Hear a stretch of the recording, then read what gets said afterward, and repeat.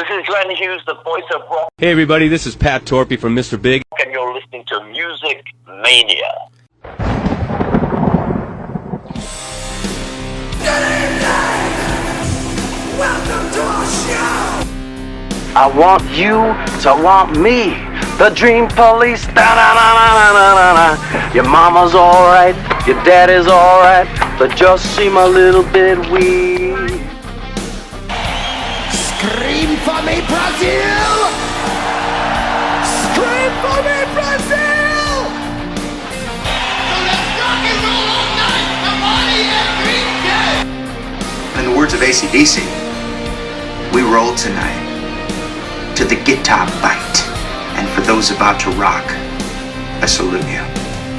You are now listening to the Music Mania podcast, brought to you by CD Warehouse in Gladstone, the #1 hard rock podcast in the Midwest, featuring hard-hitting interviews with rock's living legends. And now, here is your host, Clint Switzer.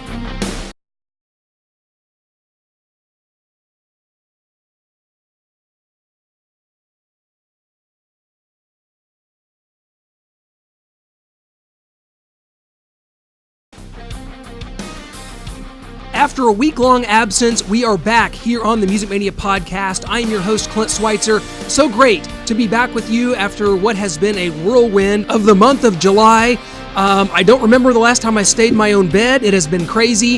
It has been insane, but it has been unforgettable to say the least. Starting with a vacation out to Colorado, Utah, New Mexico, and ending with the Manny Pacquiao fight in Las Vegas just this past Saturday. It has been a whirlwind for me. I was also at SEC Media Days. Of course, I do a sports site on the side, of course, gasnsports.com. If you're into sports, you can definitely give us a follow there. I was at the Manny Pacquiao fight, then after that, covering Manny Pacquiao's victory over Keith Thurman. So it's been very sports-centric and vacation-centric for me this month. But we're back into the music. Back to the Music Mania podcast, and we have some giant interviews coming up, including today with German guitar wizard Axel Rudi Pell, one of my favorite, most unheralded guitarists probably in the world. You know, doesn't get a lot of play here in America, but this band has been providing, you know, absolute melodic hard rock to a T for a couple decades now, and since 1989 now. And the band have released a new live album to celebrate their 30th anniversary. It's called 30 Anniversary Live. It came out on June 7th. It's a 2-CD digipack. You can pick it up right now via Steelhammer, SPV. It's absolutely incredible. Johnny Gioli on vocals. Axel Rudi Pell, you know, has been at this for 30 years now. After leaving the band Steeler, he created his own solo project, and it has carried the day. Of course, our good friend Jeff Scott Soto was a singer for Axel early in the career, but you know, he's been as consistent as anyone in heavy metal about creating new material. And this new album is a live album. It's 30th Anniversary Live, and he's getting ready to record another album. We're able to get him on an interview, and all the way from Germany, I believe, and this is so exciting for us because such a fan, you know, it's not always about every big name. I mean, we just in the next couple weeks, we have Steve Stevens from Billy Idol's band coming on. We got Phil Collin from Def Leppard coming on. It's not always about just what's the biggest name, what's the biggest band that you can you know, connect with. This Axel Rudi Pell is just someone I've been a huge fan of. It's someone that America has really yet to discover, and I'm going to ask him about that. You know, why no U.S. tours? I mean, the answer is probably simple. It's probably money. You know, coming over here where the band doesn't have a lot of recognition, where Axel isn't as heralded as he is overseas, probably hard to, you know, pull an audience in, which is unfortunate because the music is incredible. So I urge everyone to check out Axel Rudi Pell online, on YouTube, anywhere you can find some of his music just to get acquainted with what it is. Because singer Johnny Gioli adds a lot. He's been there, I think, since 1996. So for 23 years, Johnny Gioli has been the singer of this project, and it's incredible. So we actually interviewed Johnny a couple years ago, I guess it was. So Axel now finally on the show, talking to him, and I hope that if anything, if you're listening to this podcast, that if you don't know who Axel is, aren't familiar with the music, that you will check it out. You're hearing some of it kind of in our intros and outros here on this podcast. So be sure to check out Axel Rudi Pell. The album is 30th Anniversary Live, and you know what? This would be a great place to start. Check out that album, and it's got a lot of the hits, a lot of the classics. Songs like Oceans of Time, Fool Fool, Wildest Dreams, The Wild and the Young, Warrior, Carousel, Truth and Lies. It is packed full with some of the biggest hits from Axel's career. So the music has become first and foremost once again for us after missing a week of the podcast. We apologize for doing that, but this week alone, I'm back in it. I've got Alice Cooper and Hailstorm coming into Kansas City on Friday. That is going to be at the Starlight Theater. Then Sunday, Bush and Live and Our Lady Peace. So it should be a really exciting time here the next couple weeks. And then we're going to Michigan, road tripping out to Detroit for Billy Idol and Bryan Adams. And we're going to be talking to Steve Stevens about that next week. So all is well, all is right in the world for us here on the Music Mania Podcast. We thank you so much for listening. I want to go ahead and tell you about our sponsor, CD Warehouse in Gladstone, Missouri. Guys, for over 22 years, a staple of the Northland. They buy, sell, and trade CDs, DVDs, vinyl, and more. Do not let the vibe of the old school record store go by the wayside. Give them a visit off Antioch Road in Gladstone today. Tell them Music Mania sent you, and there will be a discount, or it's on us. CD Warehouse in Gladstone, Missouri, a staple for over 22 years. Louder Than Life, America's premier 3-day rock festival, comes to Louisville's Hiley Festival grounds at the KY Expo Center, September 27th through 29th, starring Guns N' Roses, Slipknot, Disturbed, Rob Zombie, Godsmack, Marilyn Manson, Breaking Benjamin, Chevelle, Hailstorm, and many more. Single day and weekend passes are available now at louderthanlifefestival.com. Experience it live. Hello, Axel. How are you? How's it going? I'm great, thank you. How are you? Oh, I'm doing just great. Thank you so much for joining us. This is just a true pleasure to have you on. We have spoken with vocalist Johnny Gioli before, but this is the first time to talk to you. Hope everything's going well for you. I know you guys just got off a tour. How was your summer tour? I know you just got done a couple weeks ago. How was the tour? Yeah, that was great. We had lots of fun. We had a few sold-out shows here in Germany. We played the Sweden Rock, like you said. We had fun. We saw Kiss performing at the same stage. They were allowed to play the same stage than we do. Than we did. I mean, so yeah, no, it was fun. It was great. Well, of course, you guys are celebrating the 30th anniversary of your career and your band. It's tremendous. You're celebrating that by releasing 30th Anniversary Live. You just released a live album a few weeks ago. Talk about how important it was for you to release a live album that kind of includes songs from your entire 30 years and your legacy. It happened by accident. It wasn't planned to release another live album. But what happened was when we did the last stint of the Night School tour way back in 2018, after the tour was over, at the beginning of November, I got a hard disk from my front-of-house engineer. He said, I recorded a couple of shows for you guys, so listen. I say, what? You didn't let us know before. So, I was really surprised. I recorded actually a few shows. So I went home and listened to the tracks and said, wow, that's really cool. And I phoned my record company and said, hey, it's the 30th anniversary. It should be the 30th album we're out. We're 30 years on the same record company. What about a live album? I said, yeah, that's great, man. So we mixed and mastered it, and there it goes.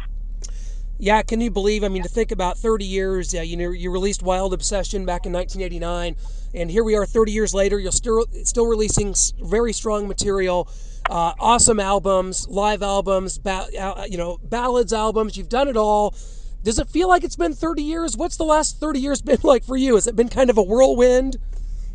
Yes, it's absolutely fantastic. If anybody would have told me 30 years ago, hey, you're still up here making music 30 years in the future, I say, yeah, fucking idiot, so I couldn't believe that. But I'm there, still doing good, and it makes fun. The flame inside my heart is still burning, and that's the main important thing. And, this concerning the live record, the people, when they listen to the live record, they will notice that we're having a lot of fun on stage, so we're always doing a little comedy now and then in between the songs. Johnny's perfect with that, so he's great. So we had lots of fun, yeah. Well, you had other singers, of course. You had Jeff Scott Soto early on, some other really good singers, but Johnny Gioli, you talked about him. He's been in the band now for over 20 years. Just how big is him being a part of what you guys do? His voice is so distinct, so melodic. How big and important is he as a part of what you do? Well, of course, he's one of the main factors, one of the main points that we're already that successful at the moment, because I think his voice fits perfectly to my kind of music, but so the songs are right, it's great. I couldn't think of anyone doing better than him, he's really great. And a lovely, nice guy, too. Yeah, he's hilarious. We actually had him on, and he has such a sense of humor. And we, one of the questions we asked him, and we'll ask you now, is, do you feel like that your music, that American audiences don't appreciate your music like European audiences do? I don't think so, because I always, like you said, you talked to Johnny about that too. I always ask Johnny, and also you got another American in the band, Bobby Rondinelli, the drummer, and I always ask him too. Is what do you think? Should we go over to the States and do a few shows? And both say, no way, you will definitely lose money, and that's not my intention, So we were quite surprised actually when we played Russia the first time when we were in March. We didn't have any clue how many people will appear there. Of course, the fee was okay from the promoter. They paid us quite well, and I asked the promoter as soon as we landed. They said, "How many people will attend the headlining show we're playing there? 300, 350?" And then the promoter looked at me and said, "No, it sold out in a few months, over 2,000." I said, "Well, you're kidding me? Nobody knew before. Didn't get this information before." And so we were very surprised that actually this quite huge audience in Russia. We played there for the first time. But even I think the next time we play there, we can double the amount easily, because there were the people kept on asking for the tickets. It was sold out. Yeah. Anyway, so what can we do? Well, it's too bad because there's lots of Americans that would just love to have that definitely have an appetite for this music. You think about bands like Hammerfall that have been able to come over here. Of course, in your style of music, how big Ronnie James Dio was. There's so many bands that are kind of similar to you. But I think that yours music is so accessible to American rock audiences, and it's just too bad that Americans, I don't know if they don't embrace it or they haven't been exposed to it, but it's really unfortunate because you guys do amazing live shows and the albums are all so strong. We just wish we could get you over here to America one of these days. Maybe one of these days it'll happen, right? Yeah. I would love to. I really would love to. But like I said, and everybody else is talking about the same things. I'm doing a lot of interviews, especially today, with all the American journalists, and always say, "Why don't you come over?" And say, "It doesn't make sense because I will lose money." And they agreed. Say, if you're lucky, you get 80 people in the audience. Maybe like in the Midwest or something. So probably, actually, we're doing one show, hopefully in New York, and one in Arizona, maybe one in California or Nevada. I don't know. I don't have a clue. Hopefully that will work. Yeah, it would be great. Yeah, it would. And you kind of talk about your style because you're someone that has said that your style of music is it works. This is what you do. You write certain kinds of songs. Your guitar style is very distinct. Let's talk about that and kind of the evolution over the past 30 years. I mean, from Wild Obsession all the way to Night's Call, your albums have kind of a vivid sound. You know what you're getting with Axel Rudi Pell, and it's always great. It's always melodic. Just kind of talk about that evolution for you over the past 30 years. Yeah, I think the main thing is that I think I developed in guitar playing. I think I play much better guitar nowadays as I did in the beginning when I started my solo career. So I was really, at some point during the mid-'80s and during the mid-'90s, beginning of the '90s, I always tried to be the fastest guitar player on earth, which is absolutely bullshit when I think about it nowadays, because, the difference is, like maybe Yngwie Malmsteen, he creates a huge solo and builds a song around the solo, which doesn't make sense for me. I want to write a song and make the solo fit in the song perfectly, So I don't want to play a million notes nowadays. So I want to say something through the guitar, and that actually happens. Yeah. It definitely does. Your music has always been very multi-layered, and I find that fascinating. You've been very prolific. You've released 5 albums in the last 10 years. It seems to be kind of almost every other year. So does that mean that 2020 we can expect a new album? What's kind of the future for you guys? Yeah, baby, yeah.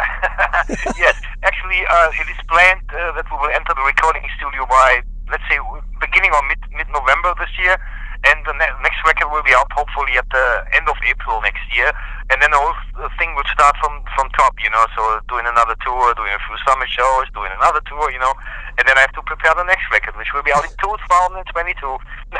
Well, yeah, speaking of the future, yeah. Hey, that's amazing that to have that kind of long range, thought process for these albums. Are there going to be any other live shows or tour dates here in 2019 or 20, or is that kind of something that's off in the distance around maybe the new album later down the road? So we will just do another tour, one other show, one final show this year, which will be in St. Petersburg in Russia, coming up in I think 2 or 2.5 weeks.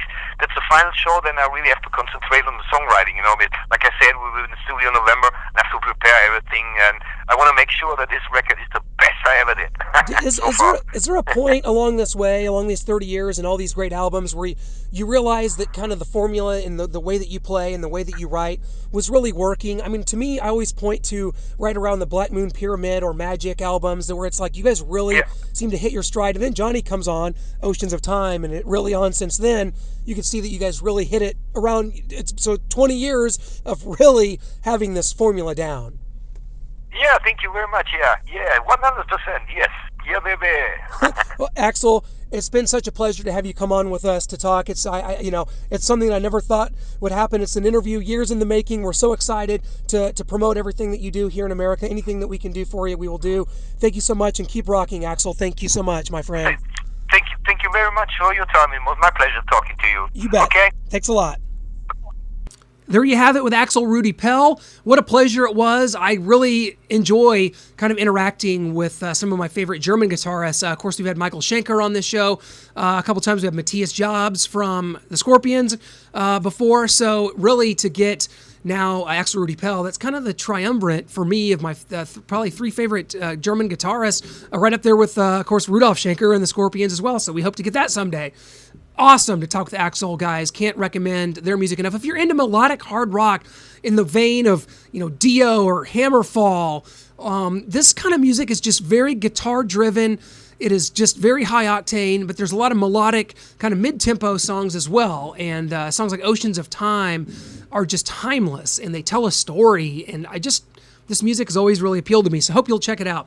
Hope you'll check out everything that we do here on the Music Mania Podcast. Hit that subscribe button on Spotify, on Google Play Music, or on Apple Podcast. Any way you choose to take in the show, we always appreciate the feedback. Leave us a star rating and definitely a review. We definitely appreciate that.